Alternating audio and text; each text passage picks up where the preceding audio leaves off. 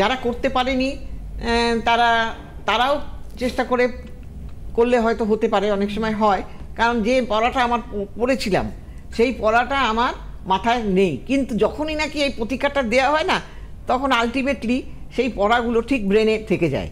হ্যাঁ, আর তার ফলে কি হয়, আমি যে পড়াটা পড়ছি ঠিক ঠিক পরীক্ষার জায়গায় গিয়ে লিখে আসতে পারবো।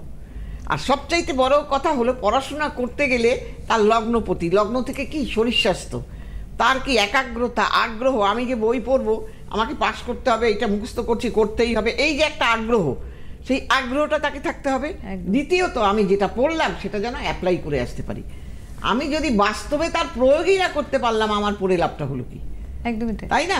আবার তেমনি আমাকে রেজাল্টটাও ভালো করতে হবে। তাই এই প্রতিটি ক্ষেত্রে প্রতিটি গ্রহ যদি আপনার স্ট্রং থাকবে, তাহলে কিন্তু সেই ছেলেটি ভালো রেজাল্ট করবে অটোমেটিকলি। যার কারণে আমার কাছে যারা আসে, আমি এই 4টি জায়গা মজবুত করে দিই, যার ফলে তারা দারুণ দারুণ রেজাল্ট করে বেরিয়ে যায়। এই যে তুমি